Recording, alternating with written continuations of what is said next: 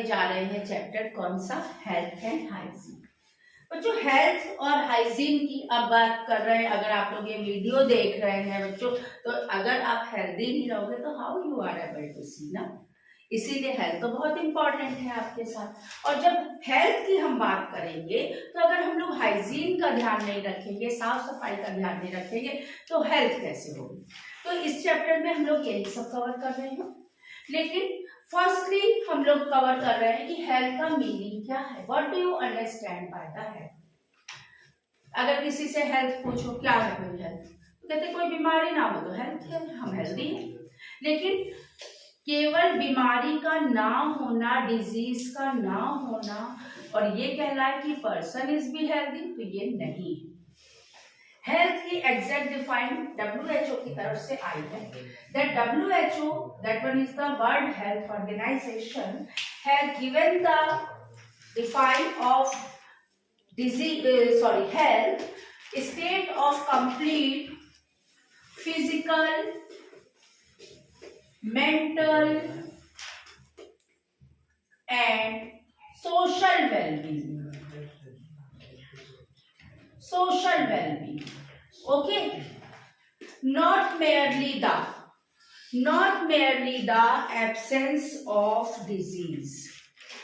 Not merely the absence of disease. केवल यही नहीं कहेंगे कि हम जो है अगर कोई डिजीज नहीं है तो again it is not as the healthy, तो वो नहीं कहलाएंगे। ठीक है, तो अब ऐसा है, मैंने कहा कि पता चला डिजीज नहीं है, कोई बीमारी नहीं है, लेकिन क्या है, लड़ रहे हैं जाकर सबसे, ठीक है, या सोशली ही नहीं है, मेंटली ही नहीं है फिट, तो क्या है, तो वो बंदा हमारा हेल्दी नहीं कहलाएगा।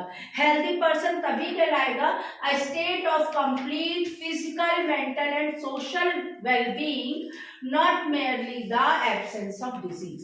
That is the perfect define of health, आपका हेल्थ का। नाउ आफ्टर दैट डिजीज की जब बात कर रहे हैं, वर्ड डिजीज को हम दो पार्ट्स में डिवाइड करते हैं, डिस और इज। डिस और इज, तो what you understand by that, dis means without, dis means without, is means comfort. So it means when our body without comfort, और हमारी बॉडी विदाउट कंफर्ट कब होगी बच्चों, तभी होगी जब अगर हमारी बॉडी में कोई फंक्शनल फिजिकल चेंज ऐसा होगा जो हमारी बॉडी को नॉर्मल स्टेट से, from normal state it comes towards the discomfort of the body. ठीक है, तो डिस्कम्फर्ट और disability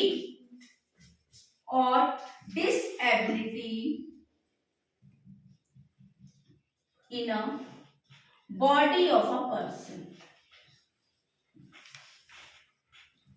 then only it is known as disease. ठीक है, तो जब बॉडी की कोई मेल फंक्शनिंग हो रही है, कोई फंक्शन प्रॉपरली नहीं हो रहा है, या कोई इन्फेक्शन हमारी बॉडी में हो गया, तभी तो हम विदाउट कंफर्ट होंगे। और जब विदाउट कंफर्ट होंगे कोई भी फंक्शनल और फिजिकल चेंज के through from normal state, it causes discomfort and disability in a body, तो ये कहलाएगा हमारा डिजीज। तो यहाँ दो बच्चों डिफाइन आपकी तैयार हो गई, एक हेल्थ की और दूसरी डिजीज की।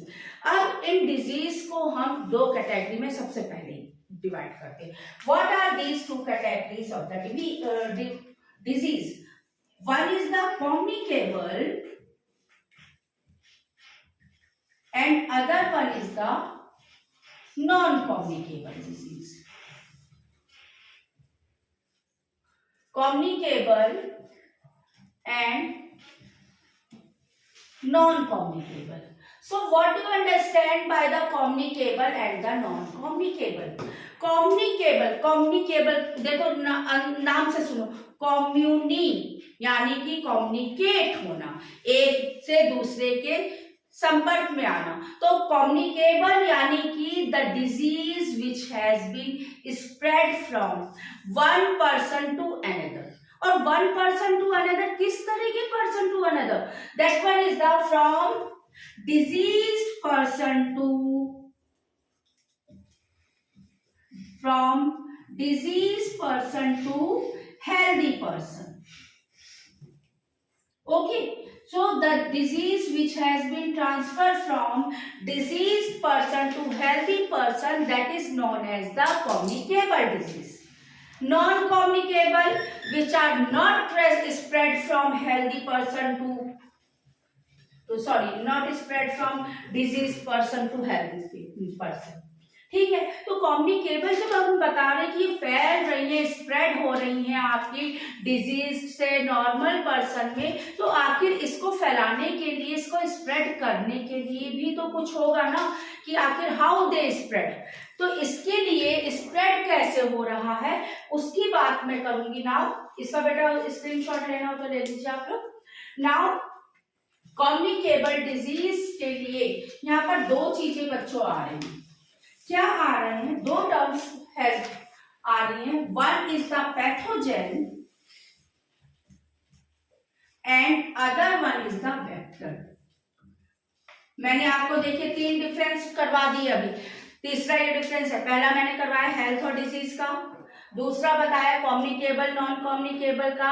अब कम्युनिकेबल डिजीज मेनली आपकी स्प्रेड होती है माइक्रो ऑर्गेनिज्म से। Micro means very small organism, very small organisms which are divided into different categories: bacteria, virus, fungi, protozoan। तो different communicable disease जो आपके different pathogens, और यही जो disease causing organism है, disease causing organism, they are known as the pathogen. They are known as the pathogens. Pathogens are the disease causing organism। कुछ भी इसमें जो भी आपके एग्जाम्पल आपके आ रहे हैं, बैक्टीरिया है, फंजाई है, different pathogens are be there, वही आपके पैथोजेंस कहलाते हैं। डिफरेंट डिजीजेस आपकी आ रही, बैक्टीरियल डिजीज, बैक्टीरिया जो कॉज करता है, that one is the tuberculosis है, टाइफॉइड है, फंजाई के थ्रू एथलीट फूट या ringworm, virus chikungunya, chicken pox. आप लोगों ने सुना होगा ना, जो हम लोगों का कोविड आई थी डिजीज, तो वो भी क्या था, वो भी तो वायरल डिजीज थी, वो भी तो स्प्रेड हो रही थी एक पर्सन से अदर पर्सन पे। तो ये सारी हमारी प्रोटोजोन से डिफरेंट डिजीजेस आती हैं। स्लीपिंग सिकनेस है, मम्स है, अमीबोसिस है, तो डिफरेंट डिजीजेस जो हमारे डिजीज कॉजिंग ऑर्गेनिज्म से हो रही है। नेक्स्ट है वेक्टर। अब ये वेक्टर क्या है, क्या डिफरेंस है भाई इसमें वेक्टर में और इसमें? मेन वेक्टर जो क्या करता है, vector these are the organism which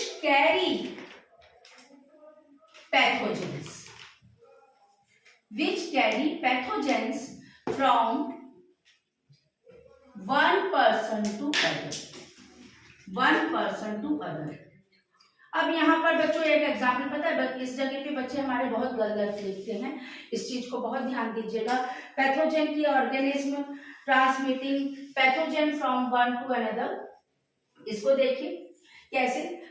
vector की बात अगर यहाँ पर पर्सन की जगह मैं ऑर्गेनिज्म भी यूज कर सकती हूँ कि उसमें कोई भी ऑर्गेनिज्म हमारा आ सकता है, तो यहाँ पर मैं ऑर्गेनिज्म भी यूज कर सकती हूँ, पर्सन भी वो देखा जाएगा किसी।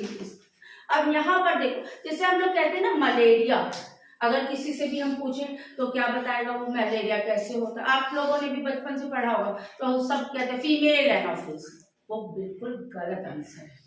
फीमेल एनोफिलिस मॉस्किटो पैथोजन नहीं है मलेरिया का। फीमेल वो क्या है, that one is the vector. Female Anopheles mosquito it is the vector for malaria, और वो ट्रांसपोर्ट फीमेल आपका मलेरिया के लिए रिस्पॉन्सिबल है एक प्रोटोजोन। डिजीज होती है प्रोटोजोन से जिसका नाम है Plasmodium. Plasmodium is responsible for the malaria, लेकिन उस प्लाज्मोडियम को क्या हुआ, फॉर एग्जाम्पल कोई डिजीज पर्सन, अब डिजीज पर्सन को जो है आपका एनोफिलिस मॉस्किटो ने बाइट किया, तो उसके बाद क्या हुआ, उसके सलाइवरी ग्लैंड में आ गया प्लाज्मोडियम। अब उस प्लाज्मोडियम को जब वो लेकर चला दूसरे ऑर्गेनिज्म में दूसरी बॉडी में पहुंचा, वहां पर बाइट किया, तो वहां उसने अपनी सलाइवरी ग्लैंड से प्लाज्मोडियम को एंटर कर दिया। तो in this manner it has been transfer from one body to another. ठीक है, तो ये ट्रांसफर हो रहा है।